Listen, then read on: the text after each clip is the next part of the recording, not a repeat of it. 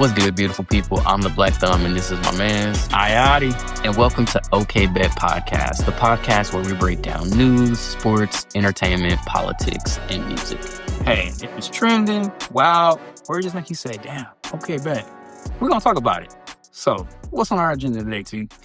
And so for our next headline, we are going to be talking about Beyoncé and her Grammy journey. So Queen Bee is back like she never left, bro. Yeah. After a litany of snubs during the Country Music Awards season, Beyoncé got the last laugh at the recent Grammy Awards after winning Best Country Album and winning her first long-awaited Album of the Year award. Yeah. Ayati, what is your reaction to Beyoncé's recent Grammy success, and what does it say about the Country Music Awards? I just like her meme. That shit is funny as fuck to me. I love that Beyonce just confusion, that surprise, because I'm pretty sure it was authentic. Like, 100%. Like, I don't think she genuinely didn't think she was winning that. This was a throwaway album for her. Correct. This is just her doing some shit as a Virgo. Like, I could just do shit because that's how we operate. This was her making music for her. Not even for her, just because she can. I'm going to make a country album, motherfuckers, because I can. You can't stop me. That's what I'm saying. She didn't think it was going to... In her personal opinion, this ain't my best album. You motherfuckers going to give me an album of the year for this shit? That's why she was like, what the fuck? This is a throwaway. This was some me just in the lab fucking around kind of shit. And y'all thought that was great. That's why she's surprised. Like, motherfucker, I didn't work hard on some of this other shit. And y'all didn't want to give me no love for it. So that's that. I love that. Yeah. And the way they just make it into everything, every type of situation, I love that for Beyonce. Personally, I don't have no horse in this race. Remember, I ain't listening to album. Like, I don't know what the fuck is on that shit. No pun intended. Yeah. Horse in this race. Man, I don't know what the fuck. Like, I'm kind of upset that she won it for that. But like I say, I feel like a lot of times these award shows, when it comes to Black artists, it's like they kind of trolling in your face a little bit. Because everybody said something about, like, as many times Beyonce has lost to Taylor Swift, this is the award that Taylor Swift gives her when that's where Taylor Swift started. Wasn't Taylor Swift a country artist? Mm-hmm. And then Beyonce wins country artist, like country album of the year, and that's Taylor Swift giving it to her. It's like, it's all these little subliminal shots. Like, here you go. Like, here you go. It's like the queen giving the crown to the next person. When me personally, I think Beyonce albums are better than Taylor Swift albums, just hands down. They're more groovy. She always had shit slapping for years. Mm-hmm. So it's those little things like, was it authentic? Was it y'all really feel this was the best country album? Or is it y'all just trying to be messy? Kind of shit. And a lot of times when Black folks is in other people's shit, it gets messy.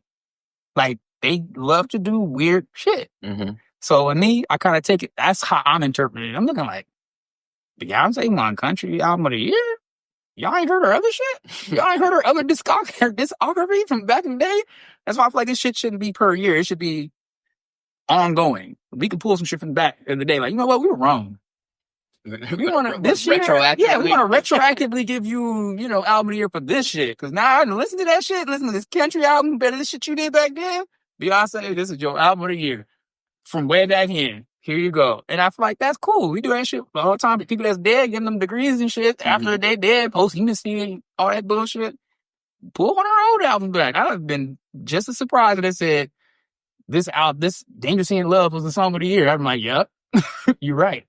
Yeah. But it didn't make no sense to me. So I was like, like I said, I wasn't tripping too much. Yeah, no, I feel that. And you've been very much so vocal and on the record that you're not a huge Beyonce fan off top, and that you like Kendrick wouldn't, if Kendrick put out a country album, you wouldn't listen to that album. So it's not lost on me that you feel somewhat indifferent to this. Mm-hmm. I will say, what I will say is I'm happy for Beyonce in the sense that she finally is getting the nod from the Grammys that she has so long deserved. To your point, like, I agree. Like, I think Cowboy Carter was a really good album, but it clearly was not her best work. It's just like Denzel Washington and Halle Berry, like Halle Berry winning, an Oscar for basically like being topless. Oh yeah, in Swordfish. showing Obviously, her amazing top. Yeah, Denzel Washington won his first Oscar for being like the most degenerate, like Fucked up crooked cop. cop of all time. When he's played characters like Malcolm X, he played in Glory. You know what I'm saying? Like he's done so many other impactful works. So to your point, like I do feel some of that. I will say, I think there's one reason in particular that I think Beyonce was so much more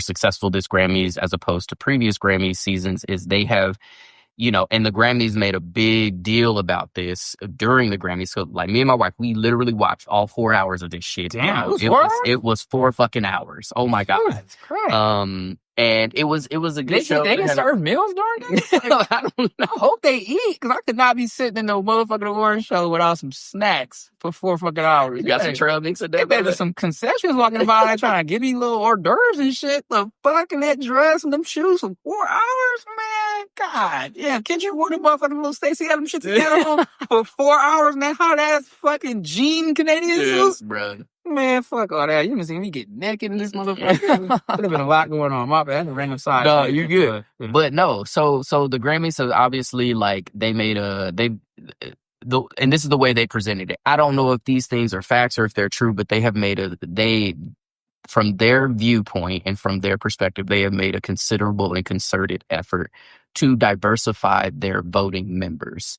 So they've gotten a lot of backlash over the last handful of years, especially since 2020 with the big DEI, diversity, equity, and inclusion. When Oscars so white.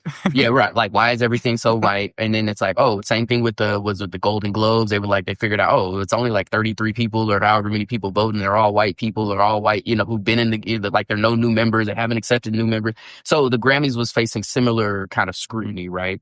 And so they went out and they decided that they were going to actively try to diversify and increase their voting members. And now it's like over 13,000 people that vote on these different awards. Yeah. And there are more Black and brown people, more people in other minoritized groups that are represented within this. And so I think so to your point, I think there are two kind of competing thoughts, right? Was this an overcorrection because of the harm/wrongdoing that Beyonce has endured earlier in her career for far greater bodies of artistic work? Or was this purely a function of having more Black and brown people and in particular more women that were helping make these decisions, right? I think it also, we talked a little bit about this when Beyonce was initially snubbed from the CMAs. And I kind of half-heartedly predicted, I was like, it's gonna be crazy what happens at the Grammys if she fuck around and win Album of the Year. And I was like, well, I don't think she's actually gonna do it. Y'all should go back and watch that off-season episode because your boy might have almost had a Nostradamus moment. and I was like, it's gonna look real silly for the CMAs if Beyonce fuck around and win Album of the Year or win Country Album of the Year. And to me, what it says about the CMAs is like, no one cares. Y'all know y'all. Y'all like no one cares. What basically Grammys is saying, y'all know y'all. Yeah. And at the end of the day, like would you rather have a CMA or a Grammy? I think most motherfuckers would rather have a Grammy because it's just a higher level of exposure, a higher level of appeal. A Grammy award winning artist. That's usually what you hear when it's like you got one. Yeah. A Grammy award winning producer. Yeah. Like winning a CMA is like being the best person in your family at something, right? Winning a Grammy is like being the best person in the country or in the world at something. Yeah. And I think this says a lot about the CMAs, and my hope is that the CMAs and the People's Choice Country Music Awards, I hope they take a really long look at their process and just their level of inclusion. And given our current political climate, they probably won't, right? Like they probably gonna double down on whatever the fuck they was already thinking. You know what I'm saying? And that's okay too. Yeah. But just know that like it's not really gonna carry any weight moving forward, or at least with me. All right, y'all. So that is our first OK Bet episode, and so we so much appreciate y'all watching, listening. So make sure y'all go out and like, share, subscribe, comment, follow, do all the things. to get in contact with us and let us know how you feel about the new podcast. And with that being said, Ayati, Stay casual.